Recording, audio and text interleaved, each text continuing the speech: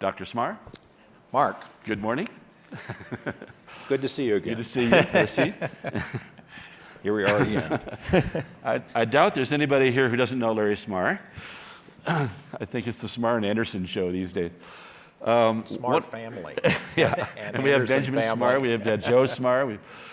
We're going to have a conversation this morning about the whole idea of flows in computing and who needs it and why. And this started with, Larry and I have this no longer secret favorite thing that we do, which is the Smarr-Anderson road trip. And I have this little silver convertible, and we get into it, and we go places every year. And all we do is just share ideas for about 48 hours. It's the most fun thing I think I do all year long, other than FiRe itself. And this year, so if you picture the little silver car, and there's Larry, and there's Mark, and we're driving along. It's very beautiful. It's on an island up in the northwest. And almost from the very beginning, I think we're in the parking lot still, getting onto this ferry, and we start talking about flows, and it just builds. Mm-hmm.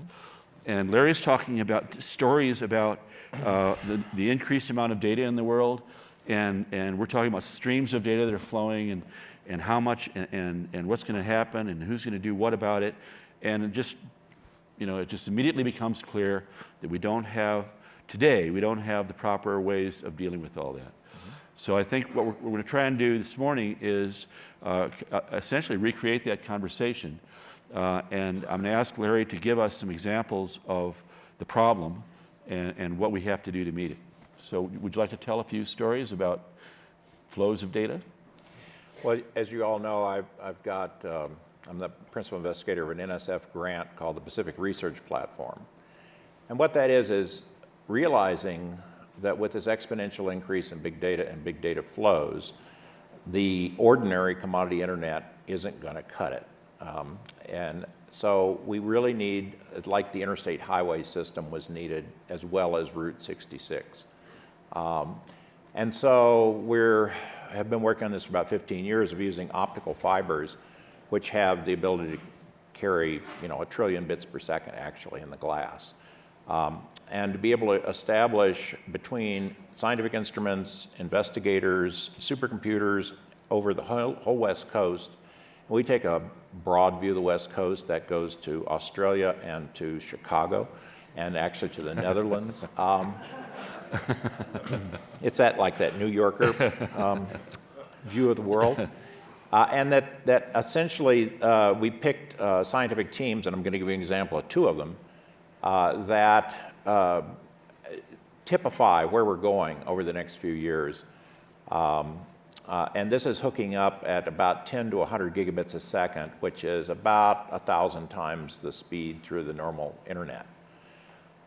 So as a person who spent 25 years doing generalistic astrophysics and observation and astronomy, that's close to my heart. So one of them is the large synoptic scale telescope, the LSST, which the NSF is funding. It's a giant telescope being built in Chile, up in the mountains, very top mountains.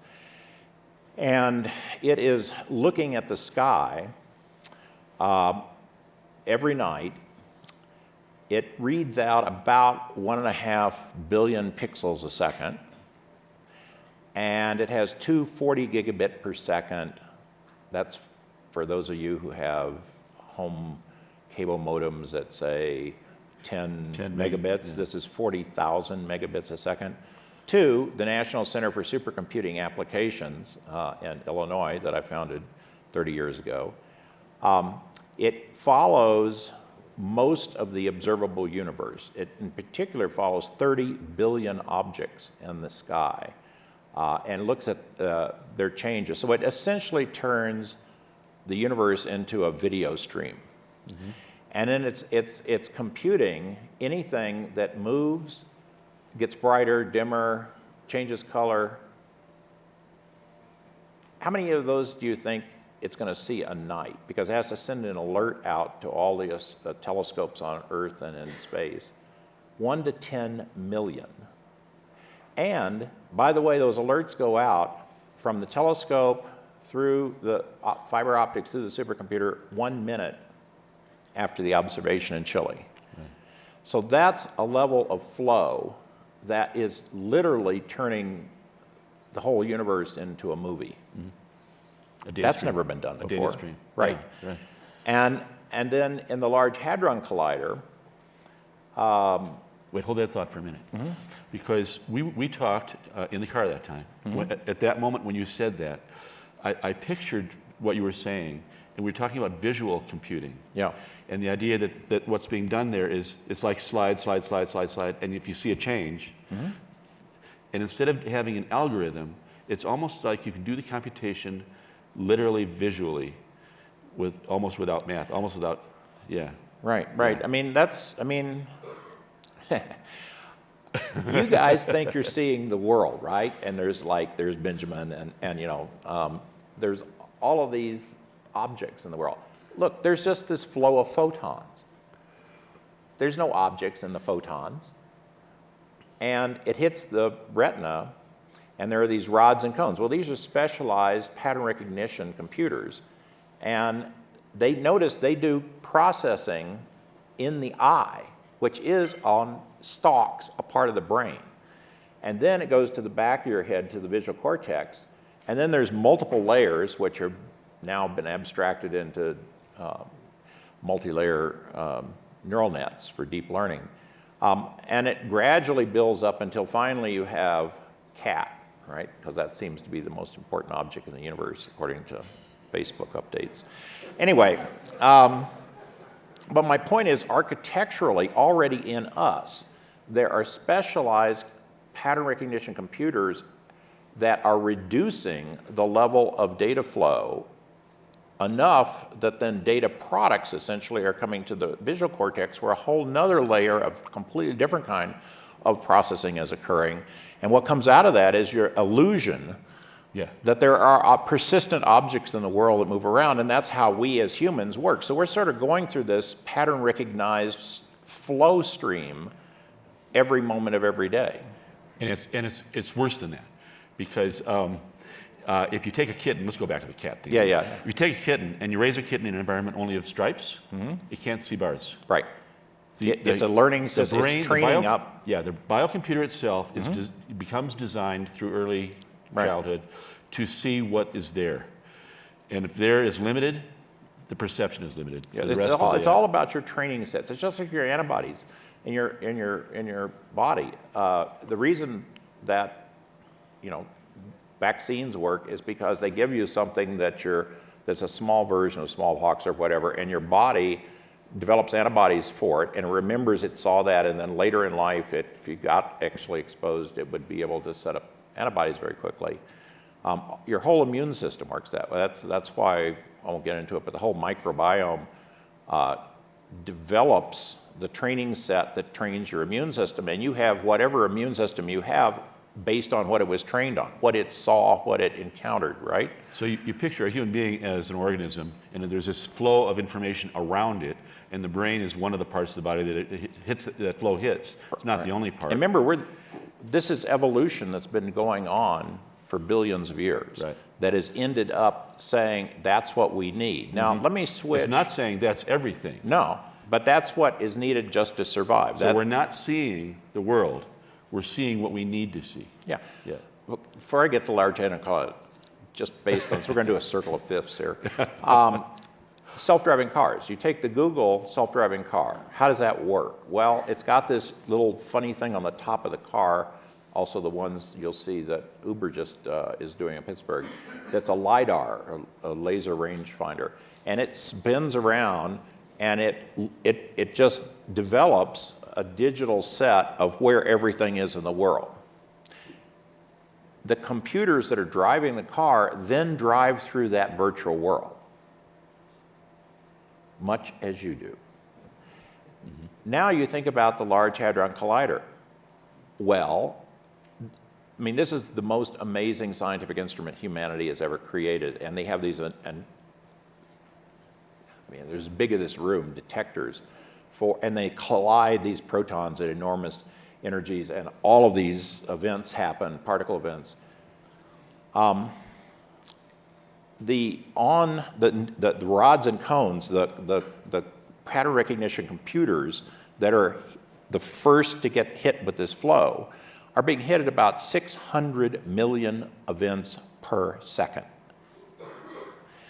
Now, what goes out to the scientist is about 100 or 200 events per second that have been selected as the ones that might be interesting. You know, you might get a Nobel Prize if you actually. So this is data triage again. So it's data triage, exactly as you said in the last session. But the point is that the vast computer architecture that's been built to handle these data flows has, again, just like the biological computer, a set of specialized processors that can reduce 300 million to 1 in every second, right? I mean, it's looking at all 600 million and rejecting all but 100 or 200. That's serious high-performance pattern recognition. Yeah. And then those data, so still a couple of hundred a second, are going out to probably 20 or 30,000 researchers all over the world who then are working on it. And that's all going over our pattern recognition computer as the LSST we're working on.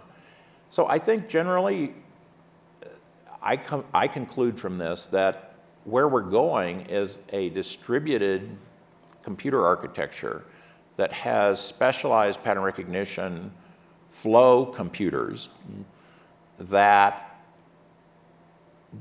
do what you got to do. There's too much stuff, right, in the world. And by the way, financial flows that we heard last night about, I mean, you look at the high-frequency traders, they're doing the same thing. They're looking for, every flow of hundreds of thousands of financial instruments worldwide that are going, actually, many per second, which of those are you going to look at? To put this into a bit of historic context, which is what Bill Janway is so good at. Yeah. You go back a few decades and you go, well, NCR, the kind of a small or big machine. Right. The whole job was today's cash flow. You've got a drugstore and you want to know how many dollars. Right. That's a pretty simple problem. And to go from that kind of tech, which is essentially the tech we still have today, to and that kind of problem, the day's receipts, to what you're describing, it's almost like, I think it's unfair. It's an unfair requirement. So we have just changed the demand, the request from here are all the toothpaste things I sold today, right, to which is a linear problem really, to here is the world cut both in time slices that are increasingly small and in number of resolution. sensors. Yeah, resolution. And we want a computer or some computers to handle that. Well, Mark, I just gave the 30th anniversary for NCSA. So I started that supercomputer center 30 years ago, just like a week or two ago. And I reflected on it from when I had done my first, my PhD thesis on putting Einstein's equations of general relativity on the supercomputers and colliding two black holes and calculating for the first time the gravitational waves that came off of them. That was 40 years ago, and last year we finally observed that. Well, that was a Seymour Cray designed supercomputer before he formed Cray Research, called the CDC 6600. It was the fastest computer in the world. And now, 9 years from now, President Obama has an executive order for the United States that says we will build a so-called exascale computer by 2025. That's 1 million teraflops per second. And I reflected on that. That's 50 years, and that's 1 trillion-fold increase in computing power. Yeah. Now, never in the history of life on this planet, much less the history of humanity, have you had a trillion-fold change. That, oddly enough, we need that. And yet, even the phrasing of the president's request seems to me antiquated. Yeah. Because it's like saying clock speed. And in fact, we know now that it's the entire architecture that has to change. Well, what's really interesting is if you read the executive order for the National Strategic Computing Initiative, which came out last summer from the White House, there's a kind of a ringer in there that I don't hear people talk about. And it says, oh, and by the way, this exascale computer has to be as good at data analytics and pattern recognition as it is at high-performance computing. Oh, good. Now, there is no supercomputer today that can do that because it's all on Hadoop, on clusters in the cloud and all this sort of stuff. So I think actually what that is saying, and then a number of really, some of the most prominent people in high-performance computing have noticed that we are going to have to integrate like a right brain pattern recognition and a left brain logic arithmetic kind of thing, even though that's not really true, but I mean, it's sort of metaphorically true, into our supercomputers. And that's new. And I think it's because what you're seeing is this rise of data flows, data sciences. I mean, I'm working now almost entirely in data science, whereas in my youth, like when I was Benji's age, I was solving partial differential equations, on supercomputers. And now we're doing both. You have so massive amount of data because your ability to describe the world is so much better. Mm-hmm. And I know you wanted to talk about the industrial internet. Yeah. Or whatever I want to talk about two things. One is the industrial internet, and what has this got to do with you? I mean, you're not going to be doing probably most of the astrophysics I talked about or hard particle physics. General Electric has spent the last decade developing a series of white papers and then actually implementing this called the industrial internet. What that is they're putting sensors into every manufactured machine, jet engines or any kind of, all of the stuff is in refineries and so forth. And they're really just doing this thing. They're reading out, the state of that thing every second or something. But the point about it is we have a National Institutes of Health cancer genomics, human cancer genomics database at the San Diego Supercomputer Center. And the scientists all over the medical professionals all over the world that are doing the modern cancer genomics download something like 30 petabytes a year of data. The GE industrial internet is 10 petabytes a day. A day. And this is in the commercial sector, not the academic sector.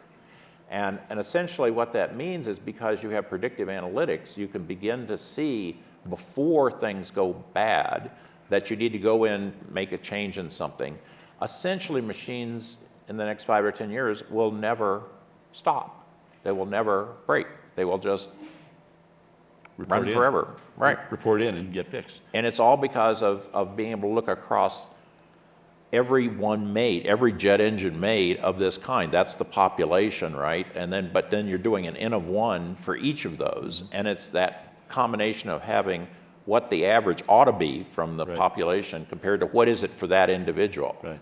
Now imagine we talk about all of you. How many of you are wearing some sort of Fitbit or other kind of device on you? Come on, get out there. Okay, better than it used to be. When I started talking about this here. So what is this doing? So this is, let's think about data flow, okay? So this is doing your heart rate. And it's not really doing it 1 per second, but let's just assume in the next generation where you actually want to do the onboard data analytics to tell you're about to have a heart attack by looking at the changes in the pattern. Okay, let's just say 1 a second. Well, how many of these are we going to be looking at Fitbit in the cloud where all this data is going to? I don't know, 100 million people? So that's 100 million per second, and the Large Hadron Collider was 600 million per second? Not so different. Mm-hmm.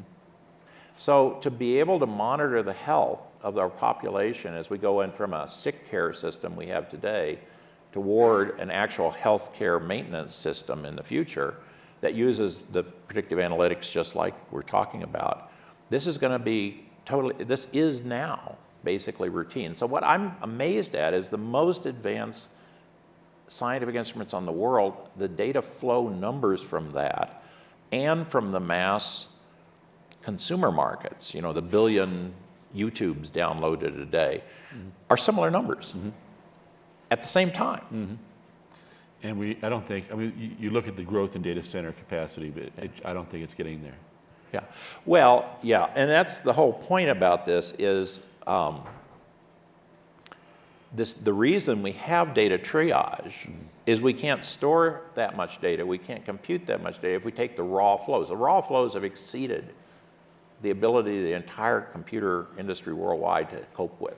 So that's why you have to go to, it's not a choice. Right. And so how are you going to triage the data? How do you know? I didn't want that, but I want that. I guess maybe you'd have to have a flow computer. You would, wouldn't you? And that really begs the question of pre-knowing what you want. And so I think that came up during Chris Johnson's team up here, because you're making a presumption. It's just like being a kitten who can only see stripes. If you're only asking for stripes, you won't find out that there are bars. No. And so when they call it noise removal, that noise it's like junk DNA. I don't think there's any junk DNA, by the way. No, not at all. And so if you throw away all the information on the junk DNA for the first 40 years of studying DNA, you didn't learn anything about the stuff that later you find out to be important. Yeah, but of course that leaves things for the new graduate students to get PhDs on. So it might have been a plan. Good thing for UCSD. Well, when you look at all this, then since we have these poor souls, we're going to have to build, and we're going to judge them, by the way. Right. So this is probably cogent for them.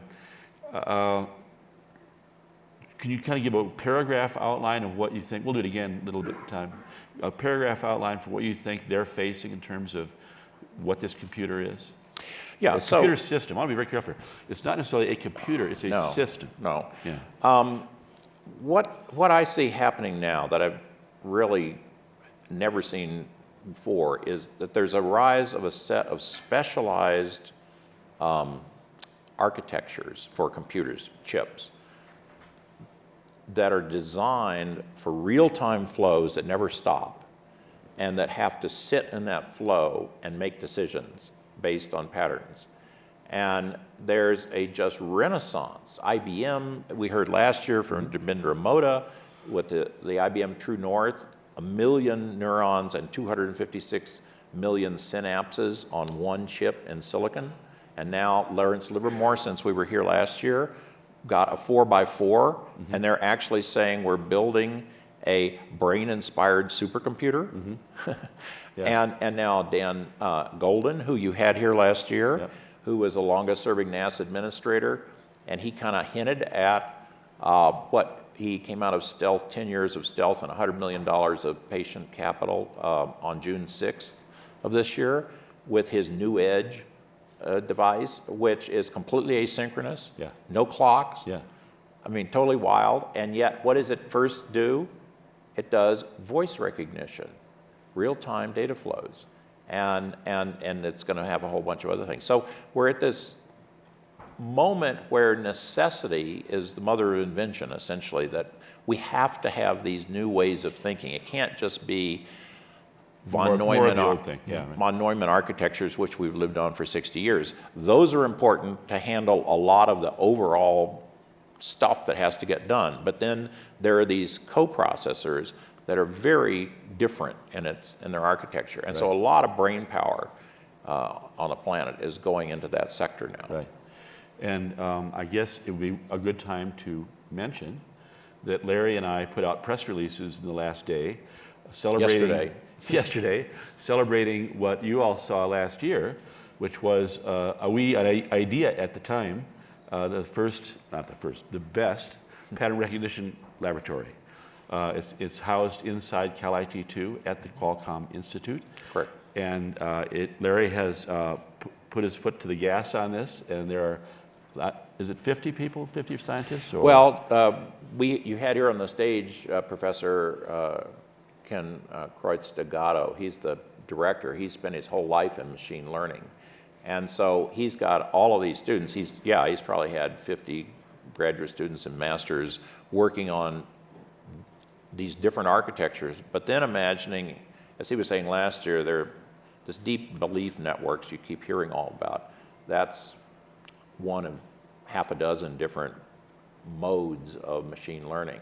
And all of those have to be optimized on these radical new platforms, and all of those then are available for different applications. And so that's what the lab is really doing. It's incredible, and it's real. Well, I don't know that we would have done it without the ride. The little silver car? Yeah, pretty much. Yeah. Well, anyway, congratulations on that. That's very cool. And we keep calling it the FiRe Lab, which I love. Cal IT2, yeah. Cal IT2. So the FiRe Lab has now got a new laboratory inside of it. We've got 5 minutes. If there are people who have questions for Larry, there's one right there. Wait for the, does a runner have a mic?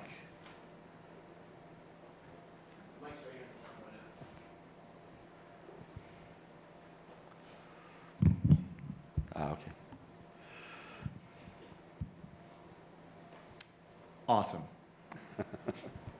Question is about, well, I wrote it down to make sure I got it. But a canonical set of parameters to deal with the signal to noise. Yeah. I liked the idea about the car, LiDAR scanning a digital world and then driving not through the world, but through the data. Mm-hmm. And then the flow of the interactions in that world turns out to be a sensor that you need to watch. And you talked about a 6 million to 1 signal to noise ratio on the Large Hadron Collider's sensor. Mm-hmm. So in terms of signal to noise, now I've got a flow processor, and with these domain-specific computing elements, is there a canonical set of data, a canonical set of parameters that we can look at for understanding what the sensitivities are in how to tune these? Right. I almost want to give them personalities, right? These agents Yeah. in raising the signal to noise in that data overwhelmed world. Yeah, I mean, you're really... This is Nathaniel Miller, who runs the small satellite program for NASA. So Very generous. he has a reason to ask this question. Sure. No, I mean, you hit it on exactly the key point, and this is what Dan Golden, you know, as I said, the CEO of New Edge and the longest-serving NASA administrator, has pointed out. It's all about getting a signal in a world of noise. And with the Large Hadron Collider, like I say, you're looking, I mean, the computer actually picks out 100 out of 600 million events per second. Now, that's not going to be the same set of parameters as the Google self-driving car, for instance. But the point is that the computers, if you I mean, for instance, one of the things they do is they inject signals into the noise and see if you can find them. So there's ways to calibrate this. This is, for instance, the Laser Interferometer Gravity Wave Observatory, LIGO, that detected the two black hole colliding. You know, they actually inject, without telling the people who are the observers, spurious signals to make sure that they don't accidentally find something, right? So there's a whole calibration which is unique to the particular application. But I would say more than there's parameters, there's a methodology that's developing here. And I see a whole new profession basically coming around. And of course now people that are in machine learning can name their price. I mean, there's way too few people compared to the enormous market demand. But I think that's really going to be a whole new profession, essentially. We may have Other questions? Yeah. There's microphone. Chris. And here's, while we get the mic to Chris, we neglected to mention one very small thing. Yes. We were talking on that road trip about the problem of, with all the sensors that are out there, everyone talks about the IoT, the Internet of Things. Yes. And they kind of forget the part that matters, which is if a tree falls in the forest and no one's there to hear it, Right.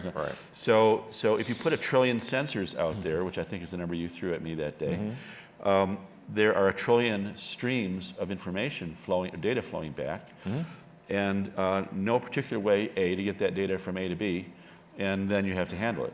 So I think we agreed that the problem isn't the Internet of Things.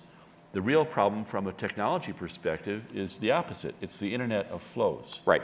And in fact, you know, if you take the ubiquitous drones that our military uses, but now our firefighters are using and so forth, the real problem is that the downlink bandwidth is not anywhere, it's orders of magnitude lower than the sensors on board. So again, you have to have near sensor flow recognizers Yeah. to handle, because it's a system. Data triage you Yeah, got. you have to have the data triage to get the data down to the flow level that it can go out in the world. Yeah. Okay. I'm thinking about Bill's presentation last night. This is Chris, who's going to be on stage this afternoon or later today, who is, in my humble opinion, the most advanced researcher in Here bioacoustics he in the goes world. again, right? Yeah. 2 arms, 2 Yeah. legs, some gray matter on my shoulders. And thinking about the presentation last night about this 3-legged stool and the profound instabilities, if you will, in the flow in that system. And then we're hearing about this incredible explosion of technology integrated with our minds and our interests of discovery. I'm just wondering, because I was sitting next to you last night, how do you, and can you retrofit those 2 contradictions? Because the reality of what we're in is so disturbing to the flow that you're talking about, the progress we're making, which is, I think we all agree in this room, this is essential to our future. Right? And yet, It is our future. Yeah, it is our future. Yeah, we got to get it right. That's why we need a few more people working on it. Yeah. And so that's what we're trying to do, Mark. By getting out, Mark has an ability to get memes injected into the society in a way that this alters the course of the society in time by getting more and more people to recognize this is an important aspect, and then they start moving their brains to working on that. And I think that's what I'm trying to do in my small way with the Pattern Recognition Lab. We have to get a whole new generation of people who think this way, because the world is going to totally depend on the ability to do flow computing. End of story. So there's a whole other layer in here of those who actually translate downstream from what you're doing, translate that, bring that into the consciousness of billions of people. That's right. Yeah, true. Thank you. Well, we've done it again. Thank you, Larry. My pleasure. Very cool.